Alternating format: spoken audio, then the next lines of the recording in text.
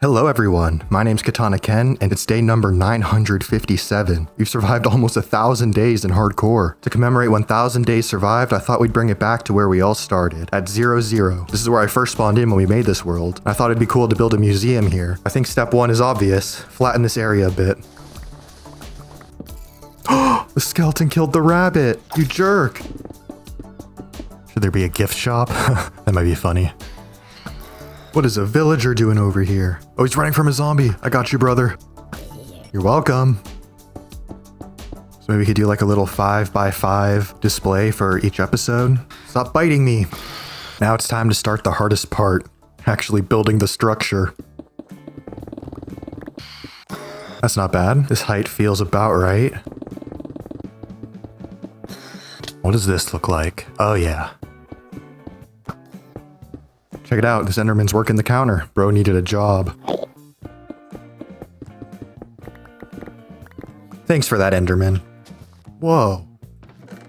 Yo, that's the first time that's ever happened to me. Clear an area for a build and I found buried treasure. Let's go. That's so lucky. By the way, don't forget to like and subscribe.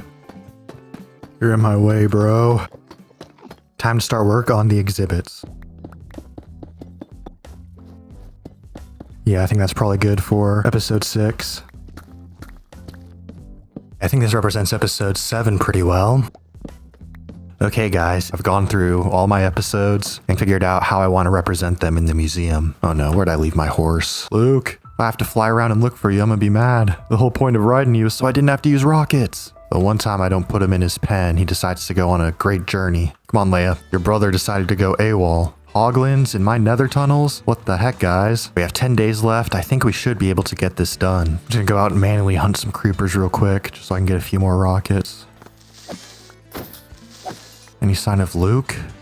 Oh, there he is! He wandered all the way up here. Luke, you jerk. Last time I forget to put you in the pen. Little zombie with a shovel. Did I just see a piglin go through the portal? I did.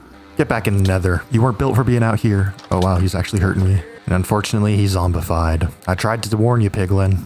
I told you to go back to the nether. Look at that chicken. Why is he hanging out so close to the lava? A live lava chicken. Yeah, he's brave as hell. Okay, this should be just about everything we're gonna need. Be good, Luke. Don't get lost this time. If I come back and you're missing, well, I guess I can't do anything to you because you'll be gone. But I will be mad.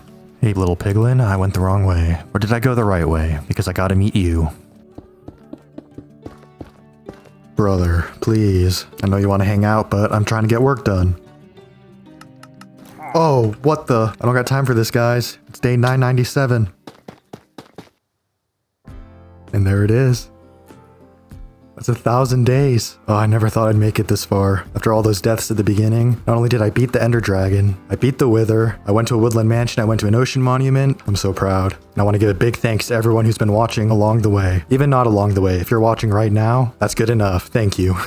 Finally, time for a museum tour. Entering the museum, we have the lobby. I got some paintings to decorate it a bit, but our first stop is in the Hall of Armor Trims. I wanted to do the actual armor trim on each of these sets of armor, but I got 30 diamonds left, I think. So yeah, I gotta do a lot more mining if I want to actually put the armor trims on these armor sets. We're still missing 7 armor trims though, so I sensed some future adventures coming. Next up is the first 5 worlds display. I have the world name and how I died. Now we move on to the first 1,000 days exhibit. For each video I've done, I have a small little diorama, as well as the episode name and a book for more details. What I'm planning for each of these books is to describe what happened in the episode in sort of a lore-friendly way. Because we haven't really talked about, my character as a character. Like there's me who plays him, but I like to think he has his own thoughts and ideas that motivates him to do the things that I do. Like this museum, for example. The reason I built it is to celebrate surviving 1,000 days, and I suppose my character's reason would probably be similar. But I like to think my character is curious about the history of the world, and that's why he built this museum. So he's trying to preserve what history he knows of as well as he can. So first, to explain the diorama, that's the original leather armor I got from like a villager chest or something. That's my original pickaxe, and over there are some gold fire protection foreboots that I found in a nether portal chest. So yeah, like I mentioned, none of the other books are filled out, but I did do this one just to have an example. Basically, this is also going to tell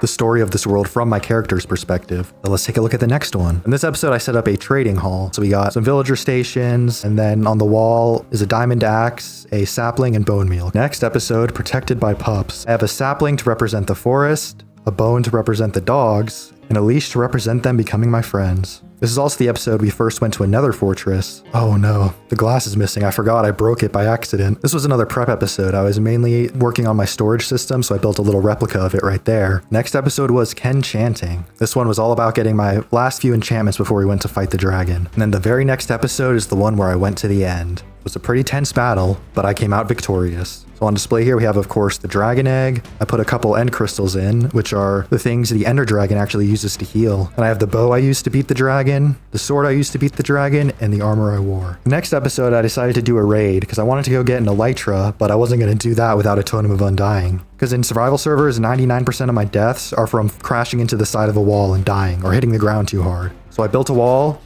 Zombie, no! No! Zombie, you killed a llama! If you want to spit on me, I deserve it for letting your friend die. Thank you for not spitting on me. Anyways, I decided I needed a totem of undying before I got an elytra, so I summoned a raid to the town I was living in. I don't think we lost any villagers during the raid. Next, of course, I went to the end to get an elytra and some shulker boxes. Except it was called I Finally Built My Own Base because, guess what?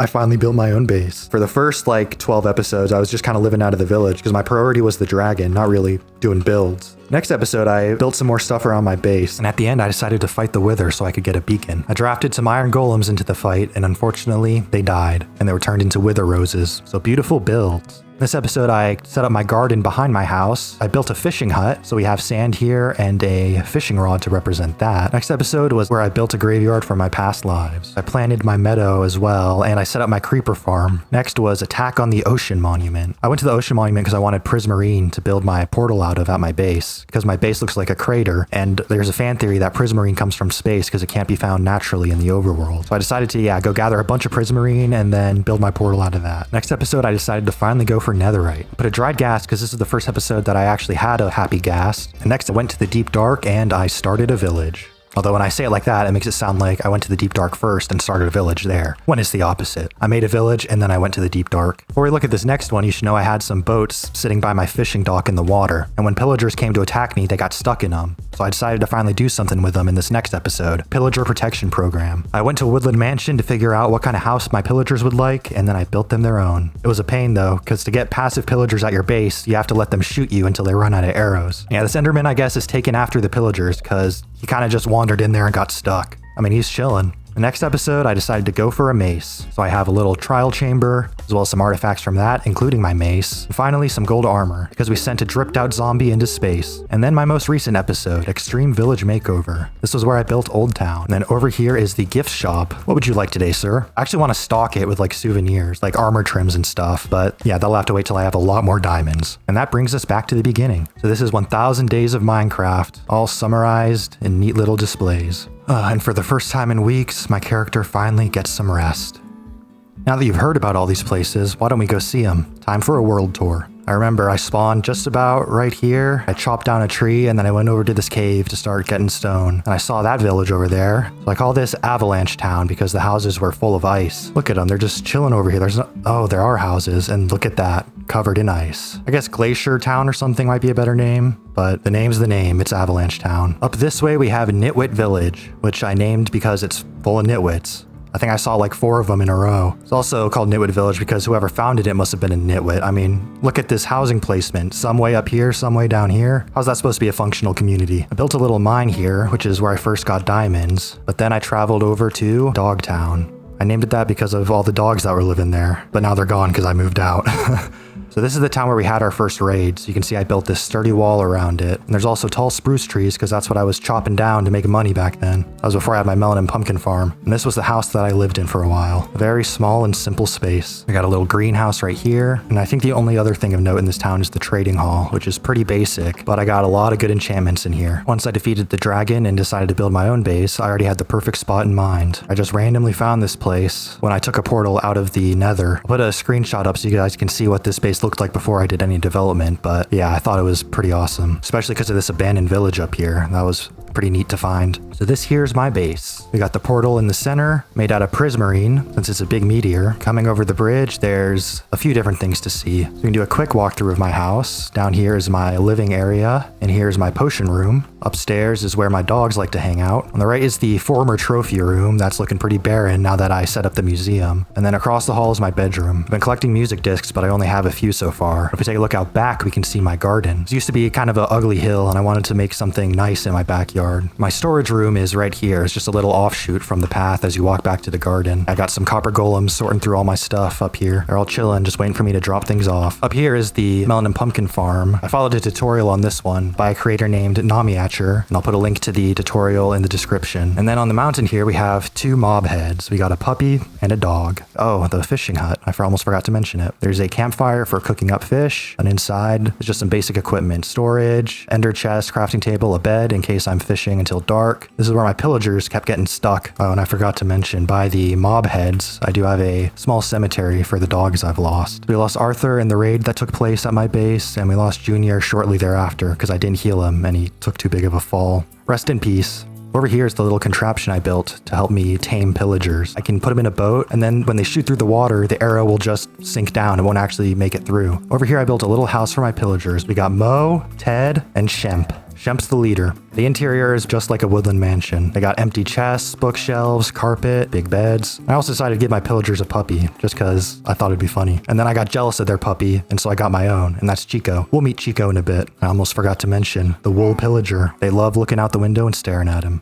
And in the back, we have a small graveyard for the pillagers who didn't make it. We had to learn some lessons before we had a house that was safe enough for all these pillagers. The first lesson, which cost us Curly and Larry, is that you don't put a campfire down near pillagers. They'll walk right on top of it and burn to death. And then the lesson from Joe was that you don't bring your dogs with you to pillager management, because I accidentally smacked one and then my dogs just attacked him and killed him. Next, the path continues around the lake over to the cemetery. This is the graveyard of my past lives. So we had 5 worlds before this, and each headstone is made out of a material that's related to how I died. I really like how the headstones came out because they look like totems of undying. Over here is a pretty simple gas stock. I just framed it out of wood and set up a little platform up top. So he just chills here, right by the snow, because after all, ghasts do love snow. Right here, I just decided to build a meadow because I thought it would look really nice, especially against the wheat field. Back here, we have a waterfall. I decided to build this waterfall because I was trying to think of what else I wanted to do with my base. So I wanted there to be something interesting everywhere you looked. And so there was kind of this space here after I did the barn. This was also before the library, so it was really just empty cliffside. And I thought a waterfall would look really nice. Next up, we have my barn. Not much to see here, just some storage, some pens for my horses, some chickens who somehow got in here. Oh, here's another one of my dogs, Pablo. He's keeping watch over the animals. And speaking of, we got chickens, sheep,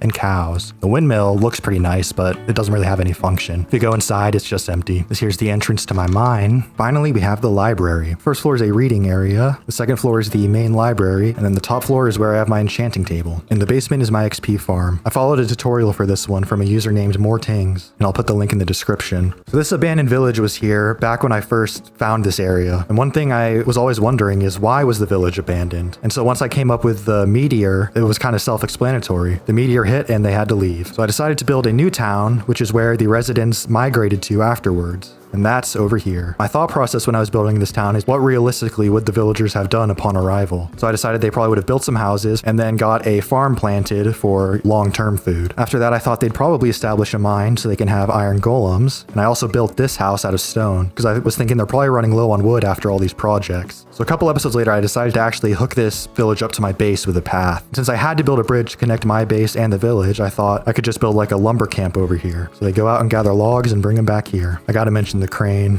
I love it. I think it looks so cool. And of course, I gotta mention the saw. So the villagers put logs on the ice and slide them down, while someone at the end operates the lever.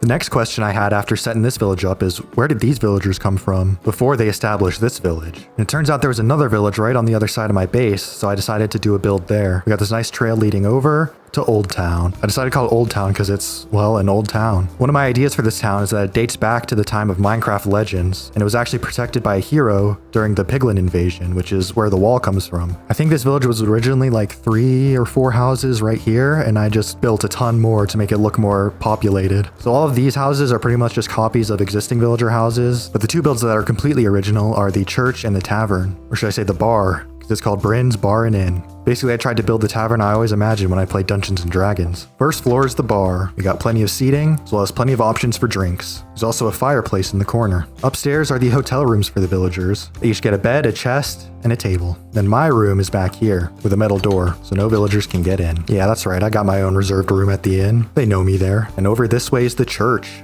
This was another build that I thought would fit the vibe of the town. Inside we have rows of seats, and then the main stage for the priest, where he gives his sermons. And that brings us back to my latest build, the museum. It's crazy to see how much I've built in the first 1,000 days, and I'm so excited to see what we'll build in the next 1,000. And I almost forgot to introduce you guys to Chico. Chico's the pup that I got when I got jealous of the pillagers. Him and Senor were out here in Old Town protecting me while I built the wall and the rest of the houses. And they've just been chilling with the villagers ever since. Look at how many of them live here. And that's all I got time for. Be sure to leave a like and maybe even consider subscribing, because we're just Ken, and we're enough. And we're great at doing stuff. See you next week.